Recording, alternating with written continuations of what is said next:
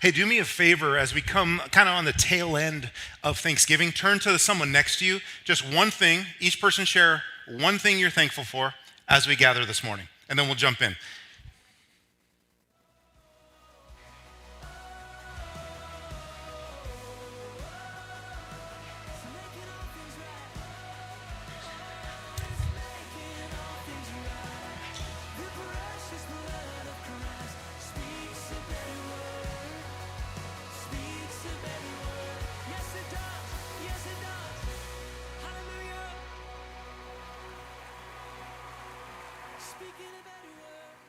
It's only one thing. So it's that you can do more later, like on the drive home or whatever, say, oh, I'm thankful for this, I'm thankful for that. You know, I had my two older kids home from college. I was thankful for that. And one of the things I'm really thankful for, it's kind of a new experience for me, but my oldest is getting married in July.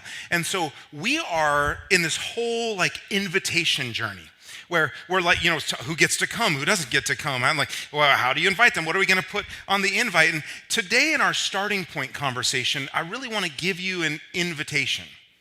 I want to take what we started with, the starting point, we'll do some review, get to what's the next step, and talk about an invitation for you and me to join God in what he's been doing generation by generation. Now, as you think about invitations, and you might even go like think, you know, Christmas parties, weddings you've been invited to, work parties. If you're sitting out there and you're like, I don't even know what he's talking about, turn to the person next to you and say like, thank you. They've handled all the invitations in your life. That's why you don't even know, you have no framework for what I'm talking about right now. Because I was thinking about my own son's wedding coming up, and I did a little looking and found some interesting invitations. This one's so clear. The favor of a reply is kindly requested by May 5th. I'm going to enthusiastically attend, regretfully decline. I will regretfully attend or enthusiastically decline. So then that sent me on this whole journey. What I'm about to show you is only about half of this invitation, okay? Look at this one. The favor of your reply is kindly requested. Attendance. I will attend. I will not attend. I will say I plan to attend, then I won't show without any explanation, even though you already had to pay for me in the advance head count. Or I will attend and I'll bring a date, even though the invite offered no indication that I could bring a date, but you're cool with it, right? But they go on. I'll try not to make a scene, but there are going to be a lot of people at the reception that I haven't seen in a while, and I have some scores to settle. I'm the bride's ex, so I plan to spend most of the reception staring at the two of you with plaintive longing in my eyes. I think the institution of marriage is archaic and sexist, and I look forward to voicing my position repeatedly to whomever at my table will listen. And then they keep going. Gifts. I'll bring you a gift that I purchased from your registry. You're getting cash. I'll be donating to a charity in your name to simultaneously pat myself on the back while making sure you get squat. And they continue. Let's get to meal choices. By the way, I had to edit out 2/3 of this invitation. This is a very long invitation. Meal choices: roast beef, chicken, vegetarian. Pretty standard. And I'm going to offend a ton of people, but this isn't my invitation, it's somebody else's. I have a questionably legitimate food allergy. I have so many food allergies, you'll wonder how I'm still alive, let alone how I could expect to be accommodated at a massive catered event. I'm a vegan and I refuse to share a table with non-vegans, i.e. murderers. I don't get, some vegans super offended, right? Just stay for the morning. We don't take ourselves too seriously. Okay, I don't get much attention from my loved ones, so I want to make the most of this. Please see the back of this RSVP for my extensive list of impossible dietary restrictions. And then it says, please return this RSVP several weeks after the date requested, when it's pretty much of no use to anyone. Invitations. And today, I love clear. They leave nothing to guess. I want to be really clear with you today. By the end of this conversation, we're wrapping up Starting Point, an 8-week collection of talks about what's the starting point and what does it mean. And so we're going to kind of be linear. We're going to walk through a little linear conversation in Scripture about what happened and what came next and what did it produce. But before we do, I'd love for you to just kind of break the ice by having this conversation with the person next to you. Think about an invitation you received or gave that didn't go as planned. Doesn't have to be about church. Just think about a time when you walked in the room, you're like, oh, I did not read that right. Or when the event happened, you're like, what was I doing? Take a moment, chat about that, and then we'll jump in.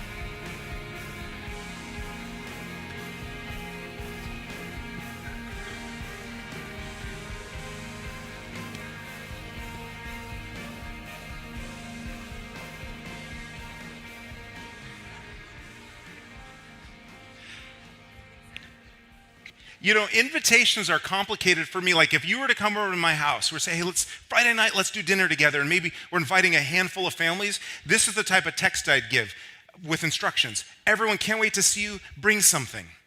And then my wife will be like, that is of no use to anybody. I'm like, yeah, they're all adults. It's very clear, bring something, right? But what if we all got like salad?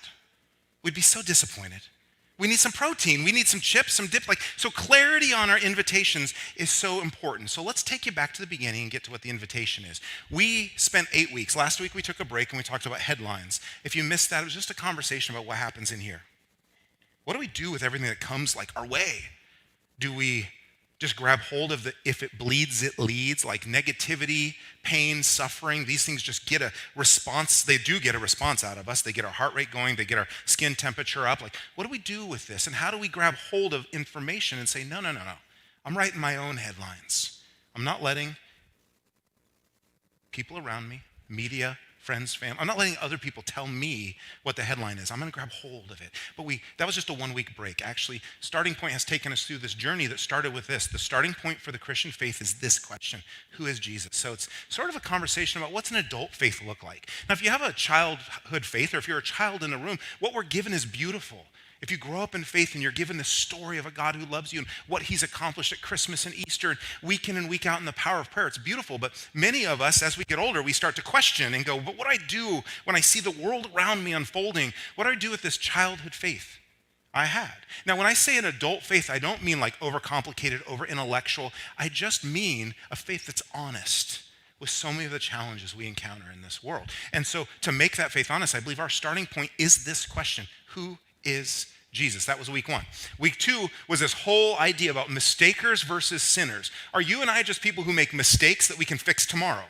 Or are we part of a broken system that affects and infects so much of our lives, how we think, how we talk, how we act, what we do with our resources? And that if the system's broken, how do you fix a broken system? Mistakers versus sinners. And week 3 was gaining God's approval simply with this question: is it really that simple? Like, what's your checklist? What do you do to gain God's approval? How many Sundays do you have to come in a row? Do you have to watch online when you're not here? Do you have to give? Are you volunteering? Do you come a little bit early just in case that matters? I'm being facetious, by the way. None of that really matters with God's approval. What matters is putting your trust in him and taking your trust off of anything else, including yourself, and putting in the one who knows you best and knows what you need best and has the best for you. Gaining God's approval, is it really that simple? And then the role of rules. Is Christianity a family rule system or a club rule system? Here's the difference. All of us are in families, and I don't know if your family system has been one that's more pain than it is like fond memory, but in this family system, we have this reality. Generally, in a family system, rules are meant for the good of everybody in the family. Everyone comes to the table. We put our devices away so we can have conversation. That would be a family system rule. A club system rule would be, oh, you came to the table, you have your device, sorry, no dinner tonight. You're out of the club. You didn't follow the rules. And so the argument was that Christianity is a family rule system. God desires relationship with you. And the rules put in place are for that relationship to thrive. And the next week was, what can wash away my sin? So how do we enter into that relationship? And the answer you'll hear always is Jesus Christ. It's not what, it's who. It's Jesus Christ, his life, his death, his resurrection. And then the next week was negotiation or gift. If you missed any of this, you can go back and catch up. I think it's a really important conversation. But do we approach life from negotiating? I give to you, you give to me, we make it work, quid pro quo, a little back scratching all around? Or is this a gift life that begins with receiving the gift of God's love for us in Jesus Christ? And out of that gift, we offer up a life that's a gift to others, extending forgiveness and kindness and mercy, withholding anger and judgment, because that's exactly how we were treated in the grace of God. And then the last week, 2 weeks ago, was how did Christianity survive the first century? 2 weeks ago and this week are just sort of conversations to honestly go, we're here. Like, we're talking about this. What unfolded? What happened that in the middle of quite a small religious population of Jewish people in an oppressive, powerful Roman system, did something occur that led to a group of largely non-Jewish people not living in a Roman system talking about Jesus? How did Christianity survive the first century? So that's kind of our review. Now, I want to close the whole series by talking about, so if Jesus is the starting point, What next? What did he do? And I want to say something that I think deserves arguing, but I want you just to hold on. The church is overwhelming evidence that Jesus is who he says he is. Now, you might be sitting there. I don't know everyone's story in here, and you might go, oh, no. The church is actually overwhelming evidence that Jesus is not who he says he is. It's not that simple. And so as part of this conversation, I acknowledge that there has been, within human history, within church history, there's some moments of incredible pain, some things that had nothing to do with Jesus. I talked about it like a melody, like a riff on a song that when you hear it, you know it. That's what Jesus left the world, a melody.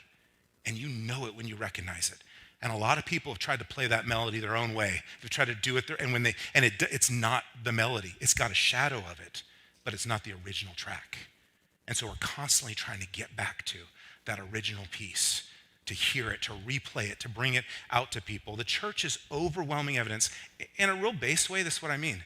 The fact that there is Christianity existing in the lives of 2.5 billion people around the globe today, there's some overwhelming evidence in that because Jesus made a promise about something he was going to leave. Now, it happened here in Caesarea Philippi.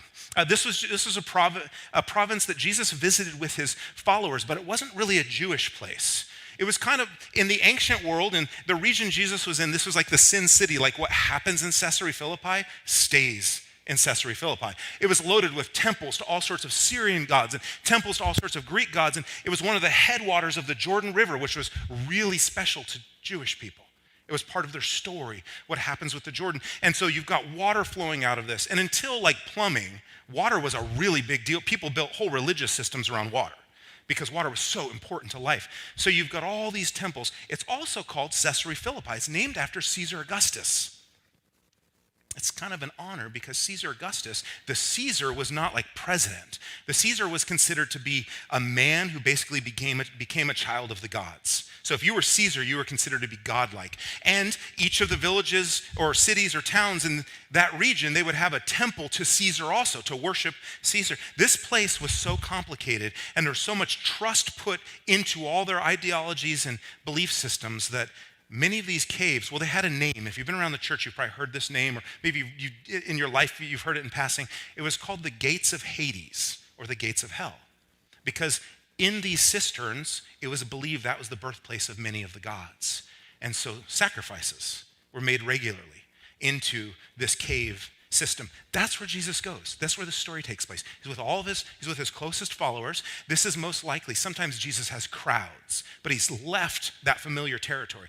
This is most likely his closest followers, and they're standing on the rocks of this Mount Hebron, this hillside, and he's looking at Caesarea Philippi, and he's going to tell them this story. That backstory is really important because Jesus doesn't he doesn't walk along and go, you know what, I should say something to the guys. Okay, hey fellas, listen up. No, he says, walk with me until he gets to Caesarea Philippi and then says, now that we're here, this is really important. Look at this place. I want to ask you a question. And you know what question he asked them? He says, who do you say I am? Now think about this. Jesus is standing on a road in an area littered with temples to every god imaginable. An area they're looking down on that has the most important river in the life of Judaism springing up, one of its headwaters. Here, that's where he's standing. And there's this place of white marble splendor for Caesar Augustus. All the power systems you might imagine. All the things people trust. Everything people think might save them. Jesus is looking down at that. And in that place, he stands up and he says, do you believe in me? Who do you think I am? And I love that he just goes out to where the action is. He doesn't go in the temple with them and say, hey guys, like right here with my scrolls, who do you think I am? Listen to one of the answers. Peter says, you are the Messiah Christ, the Son of the living God. This is a really important reflection from Peter because Jesus hears this profession of who Peter thinks he is, and right there, and he says, on this rock, I will build my ecclesia. Now, a couple things I want to say about this. First, rock is not an overcomplicated word. In the original language, it's like on this firm foundation. So it could mean on the words you just spoke, on that foundation, I will build my church. But he's also, interestingly enough, and maybe some of you have heard this before, he's also standing on rocks, the hillside rocks, and the entrance point to all these temples and saying, you know what? Right here, I'm also going to build my church, right in the middle of it all. is where I'm going to do my work, and it's going to happen. And so what's interesting, if you think about it, how strange that must have sounded that Jesus would say, on this profession of faith, I will build my church, ecclesia. If you've been around for several of our series, ecclesia is a pretty simple word that just means like a gathering of people. It doesn't, now something happened over time though. Politically, some people got a hold of the church. And they said, hey, we're going to get to be able to do more of what we want to do if this church belongs to us. And one of the movements of that was changing this word ecclesia to be the house of God or house of the Lord. And for some people, especially if you grew up with more church experience than I did, you might go, yeah, it's the house of the Lord. That wasn't a compliment, though. That was a power move. So people came in, you had to dress a certain way, you had to talk a certain way. You were in the house of the Lord. And William Tyndale, a Bible translator, was like, this isn't right. It doesn't mean house of the Lord. Jesus didn't say, on this rock, I will build my house of the Lord. He said, no, on this rock, I will build my gathering of people. On this rock, I'm going to create a community of people who believe in this profession and draw. Now, they might meet in a house of the Lord, but that's not what ecclesia is. This is really important for what we see happens next after the starting point. Because if an ecclesia feeds into this, that Jesus didn't promise a place, he promised a people. That's where you and I sit today in this conversation. We are a people. We're not a place. We're part of this 2,000 years of history. He didn't promise a place, he promised a people, a gathering with one thing in common. He is the Christ, the Son of God. So when I say, I know it's an oversimplification that 2.5 billion people today would grab hold of this, they disagree on a lot of significant things. And maybe you disagree with them on a lot of significant things, but there is a core foundation that has brought them together, and is this: he is the Christ, the Son of God. What you have to wear, how you show you believe that, when you do it, these are all different things people have wrestled with. But Jesus has been at the center of it. He is the starting point to the Christian faith. Now, we're going to go down the road a little bit because Jesus says this to his disciples. I said this is linear. He says, I'm going to build a church. I promise you. And then his disciples watch him get arrested. They watch him be beaten, die a criminal's death on a cross, and get buried. And if you're Peter, you're going, what? Where's the promise? Nothing, not even the gates of Hades, are going to overcome this profession that you are the Lord. But then we know, if you're in the series, he 3 days later rose from the dead. We celebrate that on Easter. Jesus changes the whole system. His disciples, they go from being afraid, they go from losing faith, they go from being cowards, they go from not being a gathering of people, but just being a group of fugitives hiding out. All of a sudden, Peter stands up and he says, everybody, we missed it. You didn't believe in Jesus. You killed him. You buried him. He rose from the dead. That changes everything. Peter gives this message, and right there, Christianity is born in the streets of Jerusalem. Thousands of people began to believe. And then Luke, who writes in the book of Acts, he records this. It says, Jesus came to them and said, all authority in heaven and on earth have been given to me. This is a really bold statement. Have you ever looked at another person and said, all authority has been given to me? Doesn't work in marriage. If you're a boss, you're probably not a very good boss. Like, to lead with that kind of statement, it doesn't sound very Jesus-like. Isn't Jesus kind and gentle? Isn't he full of love? Yes. And this is a loving statement. All authority in heaven and earth has been given to me. If it's not true, then Jesus isn't good. He's just one more narcissist talking about what a big deal he is. So he says, I've got all authority, and this is what I want you to do with it. I'm giving it to you. Therefore, and this is called the Great Commission in church history. Therefore, go and make disciples of all nations. I'm commissioning you. Go and tell people about me. Tell them to follow me in my ways, baptizing them. Next week, we have baptisms happening right here in this tradition of what happens in the name of the Father, the Son, and the Holy Spirit, and teaching them to obey everything I have commanded you. This is Jesus gives this to this group of people who are following. He says, I want to be really clear with you about what to do next.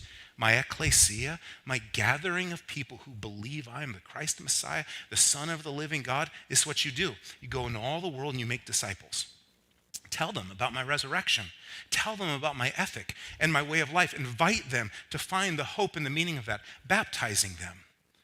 Jesus himself was baptized as he entered into public ministry. And he says, this is going to be part of the symbolism of new life in the name of the Father and the Son and the Holy Spirit, and teaching them. That's what I do on a Sunday. I hope that's what many of you do in your life group experiences. And in your own personal life, you have an opportunity to grab the scriptures and to be taught and to learn and to wrestle with the way of Jesus, to obey everything I have commanded you. I love this next line, and surely I am with you always to the very end of the age. It's beautiful.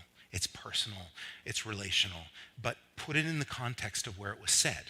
It was said, go make disciples of all nations, baptizing them in the name of the Father, Son, and the Holy Spirit, and teaching them to obey everything I have commanded always. And when you're doing that, you know what you're going to find?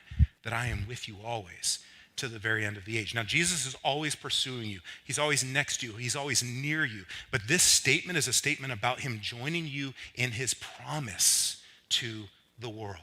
So this whole thing unfolds. What happens? The church is born. Jesus is introducing the church. And so in the midst of that, something really fascinating happens.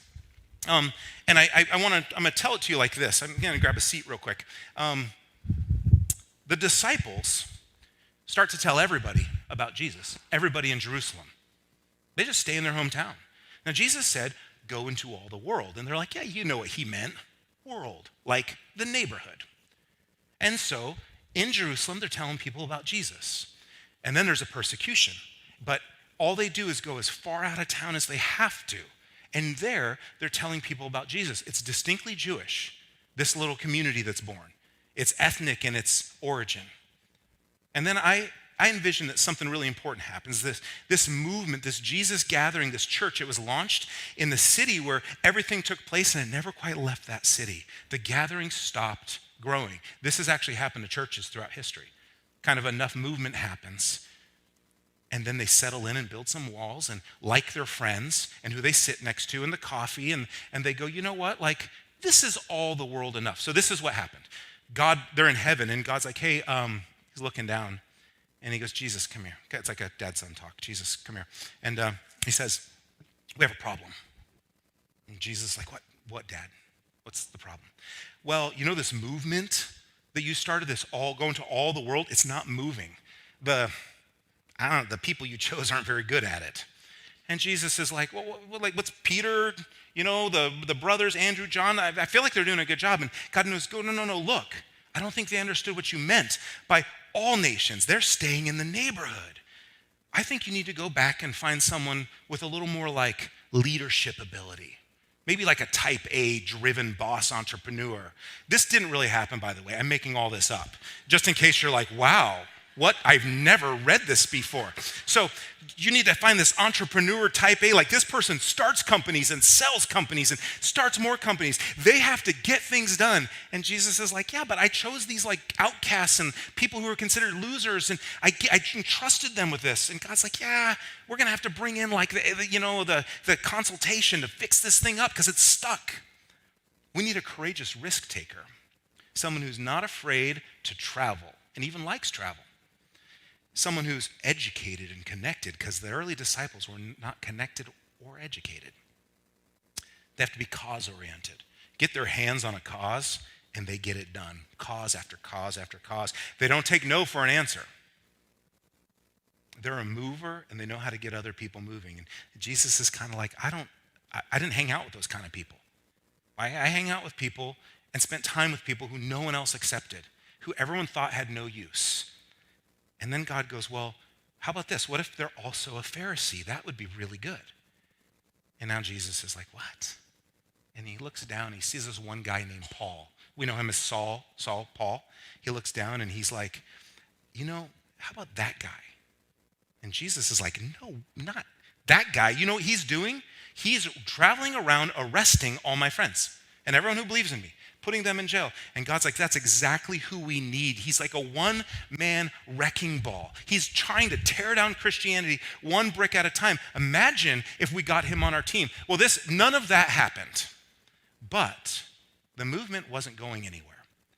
And so Jesus appears. He shows up to this guy. Now, if you've been in this series, I hope by the end of it you have a newfound appreciation for Saul of Tarsus or Paul, and you begin to understand that he is so central to Christian experience and faith. God chose to use him to take the message outside of Jerusalem and expand it. And a lot of people, myself included at times, go, "Wow, Paul was backwards and that's too easy." You have to go back and look at his whole story and see who he is in the midst of this. Saul was still breathing out murderous threats against the Lord's disciples. That's where he's at. And he went to the high priest and asked him for letters to the synagogues in Damascus, so if he found any there who belonged to the way. This is so beautiful. The early church, they weren't called Christians. I've shared this with you. Christian was a derogatory term. It was like, ugh, those Christians. They were actually called followers of the way of Jesus. That's what Christian is. It's someone who follows the way of Jesus. Well, Paul was looking for everyone who belonged to the way, whether men or women, that he might take them as prisoners to Jerusalem. And then this is what happens. As he neared Damascus on his journey, suddenly a light from heaven flashed around him. He fell to the ground and he heard a voice say to him, "Saul, Saul, why do you persecute me?" And then this conversation unfolds. "Who are you, Lord?" Saul asked. And he says, "I'm Jesus, whom you're persecuting." Now, there might have been a little more in the dialogue, but look at this beautiful next moment, this next step that happens with Paul. He replies, Jesus says, "Now get up and go into the city, and you'll be told what you must do." Paul does that, goes in the city, and for 30 years, he's going to spend his life sharing this message of hope. I think, and I would like you to wrestle with this, that Paul is really difficult to explain away. Jesus, we talked about wrestling with the resurrection, the evidence for it, how it came about, how you and I experience it, but Paul is really difficult to explain away. How and why is he part of this journey? Some details about Paul. Paul's earliest writings, primary resources, are documented within 25 years of the crucifixion. So this is not like a 300 or 400 years later, a group of religious people kind of thought of, hey, let's throw some letters together and say they're from Paul. This happened in Paul's lifetime. People could refute it. People could read it. People could say, I know that guy. He's actually arresting Christians. All of a sudden, he's writing letters to the church. His letters actually predate Matthew, Mark, Luke, and John, the Gospels, which are so dear to the Christian experience and understanding. He eventually makes his way back to Jerusalem, where he confronts the followers of Jesus who wouldn't leave and go to all the world, and he says, hey, this is for everybody. I'll take the whole world. You guys can have Jerusalem. And they say, sure. So he travels the Mediterranean for 30 years, becomes a follower of Christ around 30. Travels the Mediterranean for 30 years of his life, planting little churches, little ecclesias, little gatherings. The thing Jesus said, I will build my church, and the gates of Hades won't overcome it. Paul's planted just little groups of communities, people who believe in the resurrection and share their life with their friends who don't. And together, they're figuring this out.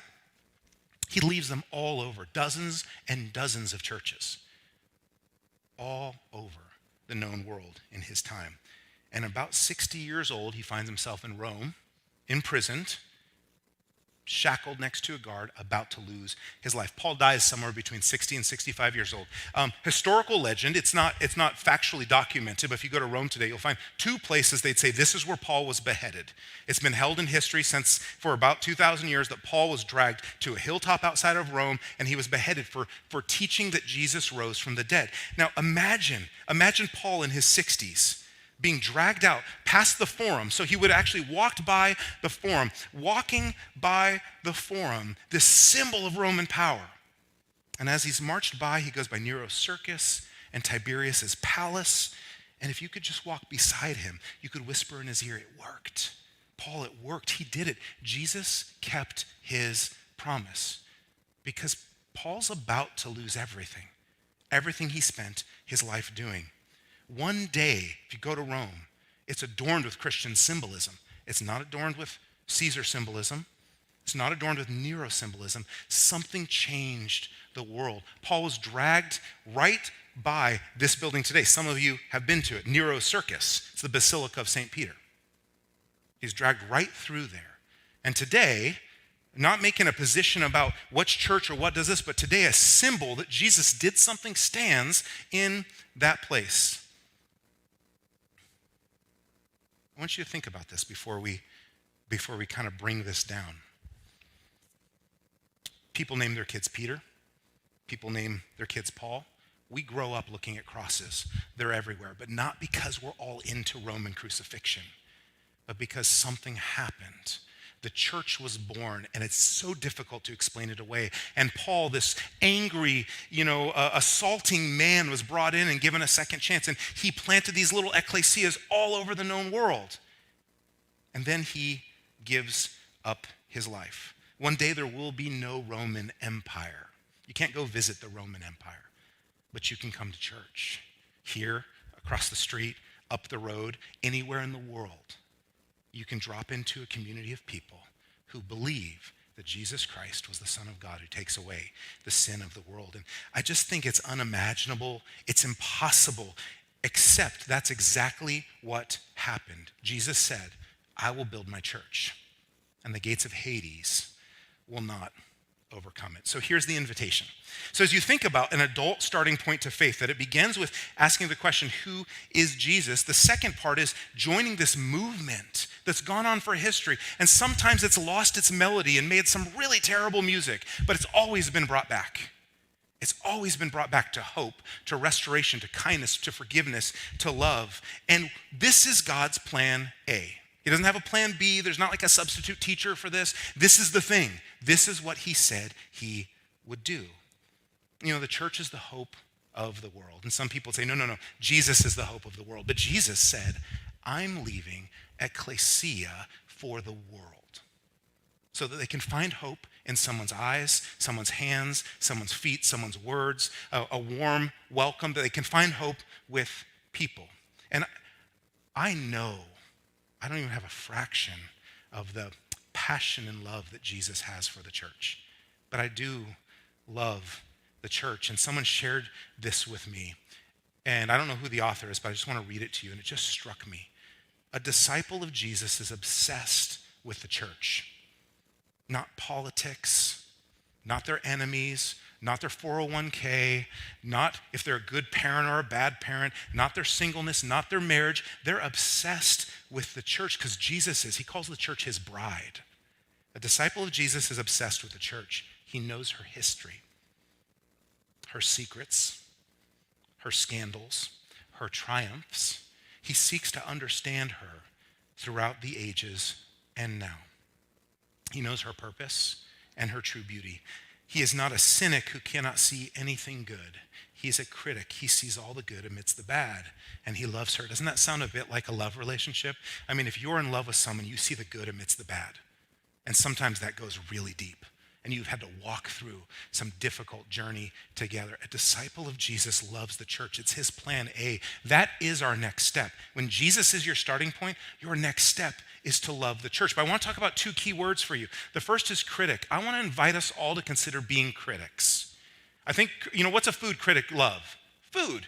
So they critique it, they write about it, like this food is like not as amazing as it could be. A film critic, I think they're all wrong. I'm like a People's Choice guy. But film critics, they're like, this movie's not as artistic in the acting, because they love story and film. A critic of the church loves the church, believes in the church, knows that it's all not good, and the melody has been misplayed and misused from time to time. But they're not afraid of that. They don't just eject it. A critic is someone who loves and someone who appreciates. This is what worries me. It worries me about my own heart, and maybe your heart as well if you connect with this. A critic and a cynic aren't the same thing. Cynicism is a philosophy. It came about the same time as we saw Platonic philosophy through Plato, and asceticism was on the rise, and people were all trying to understand, how do you make meaning of life? And there was this one group of philosophers, the cynics. They wanted to know, like arete, how do you live your perfect, most virtuous life? But they had this kind of contemptuous attitude towards it. The cynics basically said, you know what? Anyone who wants to live their best life is an idiot. That was their approach to living your best life. Critics and cynics, I think we should all think about the effect of cynicism in our life. Does cynicism affect how you hear this message or any message about Jesus, about hope, about the church? And is that what you want? If that's what you want, like, all I can do is say, we love you and you're welcome, and I hope you'll stay in and know we don't care if you agree or have the answers. We just want to be in community. But if that's not what you want, is it a symptom of things that have happened? And maybe those are things that happen to you or things you've seen happening around you, and you don't know what to do with it, but you've got to fight cynicism. It's not the better way. And you have to embrace being a critic. If you love something, it's okay to be a critic of it, to want its best, to want it to be better than it's ever been, to want it to be what it is supposed to be. And this is what's so key. The foundation of the ecclesia of the church, it's the event of the resurrection, an event that resulted in a promise. I will build my church, and a promise that has been kept. We're standing here today as evidence of that. That movement needs critics. It doesn't need cynics. I would love to. I'm going to camp on this minute. If you find yourself in life in general struggling with cynicism, let's talk. It does not have your best in mind. It is squeezing out your creativity and your passion for living and your hope for things to get better. Cynicism doesn't grow anything good. If that's you, and even if you're a guest today, just like fill out a card and go, strange guy up front, I'm a cynic. Let's have coffee. I'll buy the coffee. You tell me about your cynicism. Okay?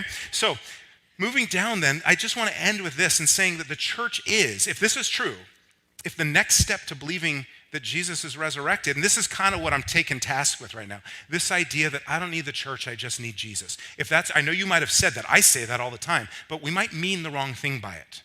If we mean I don't need the ecclesia, the gathering of people, then we're looking Jesus in the face and saying, hey, your idea, it was okay, but I've got a better one. Or we can come in with 2 hands and 2 feet and jump in and try to love this church. It's just us. When I say the church, it's just us, because the step that we can take, that's all it is. I said the invitation is to do something. If Jesus made a promise and he kept that promise, and we're all welcome to be in and to wrestle with this, then the next step, and there's something for you, and here's why I'm going tangible. I would love to say, have like a metaphysical, transformative experience with Jesus Christ. But most of you will go, what? How do I do that? What am I supposed to do? And many people who follow Jesus could tell you, sometimes I just took a step, a very practical, real, tangible step, a step into the church with people I began to engage. And I think this is the hope I want to offer you. It's a quote from Andy Stanley. You can't do something more profitable than love the church. If you look at history, talked about this before, but if you look at social capital, that's an idea that poor Christians brought to the world. If you look at healthcare for normal people who aren't elite, that's an idea that Christianity brought to the world. If you look at education for normal people who aren't elite, that's an idea that Christianity brought to the world. Foster care, adoption, care for the poor, the hungry. These were not normal things in society until a man named Jesus walked the earth. And then he left an ecclesia who were like, we got to do what he did. And they just began to change the world. You can't do something more profitable. You can't do anything more significant.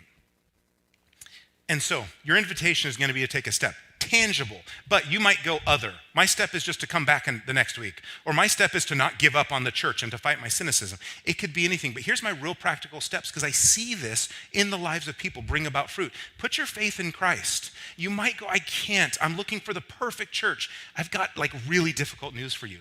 The minute you become part of the church, it's no longer perfect. You heard me correctly, because the minute I become part of the church, it's no longer perfect. If you're looking like, I don't even want to be part of a church that expects everybody to be perfect. It's imperfect people brought to the table, all welcomed in, all loved. You know what happens when you build a group out of imperfect people? It's got all sorts of imperfections. Sometimes people say and do things they shouldn't do. That doesn't mean that it's the wrong system or the wrong model. And so you take both feet and you say, you know what? I've been here. I just can't get into this Jesus conversation. And I just want to encourage you, your step is put both feet in and just say, Jesus, I'm going to put my trust in you. Could it be that simple? Be baptized. Some of you, if you're in that place and you go, I'm following Jesus, I need to make that confession and that profession, not so he loves you, but simply as a statement that you are set free. I want to be baptized. Adults getting baptized is nutty. We all expect Christian kids to get baptized. But when adults do it, it's this whole other conversation. Life change. I was a pastor for several years before I got baptized. One day I was like, oh, Jesus commanded this. I should do this. So I snuck off and got baptized real quick before anyone got upset with me. Be baptized. Volunteer. We don't need you to volunteer. Things are wonderful around here. You need you to volunteer. Get in, hold a baby, make some coffee, lead a life group, be an out leader, serve the community through your life group. Show up and greet at the door. If you're a musician, join the band. Like volunteering, here's what people do. They go, I'm gonna volunteer so I can help people. And then you're hanging out together talking with someone and they start to share their story and you go, oh my goodness, that's what I needed to hear. I never would have imagined that you had something like the way you can impact my life. And so volunteering is not just about checking a box and making a thing run. We believe it changes lives. Give. We just sent out, if you are in a life group or you're part of our serving community or you're already a giver, we just sent out our year-end update, which includes an invitation to join us with financial partnership. My family's all in with this. Like we give as well. We believe in the mission of Eastwind. You're always welcome without a penny of contribution. But if you believe in what's happening in the church, then I want to challenge you. Get in the game with financial partnership. You can't invest in a better mutual fund. I mean, it doesn't give you money back in retirement, but you can't invest in a better mutual fund. This is a way that you can participate. Join a group. Get in community with people. I had 16 people in my living room. My life group is way too large. I didn't know how to say no. We had 16 people. I looked around. I moved here a year and a half ago, like some of you, new to the area. I said, I can't believe that God has brought this beautiful community into my home.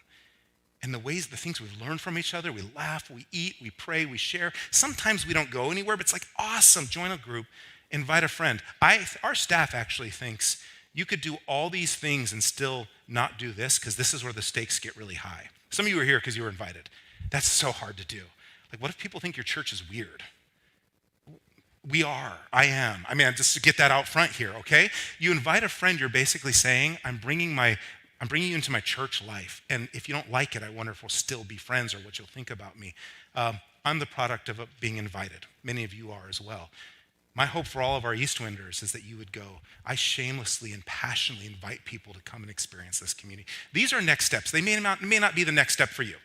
But it might be something different. I want you to think about it. There's a next step card in front of you, and maybe you need to be that tangible right now. But we're going to sing together to close. Because if Jesus is the starting point, the next step is his church. It always has been. It's not something else. That's his plan A. And we'd love for you to participate in that, to be part of it, to experience that.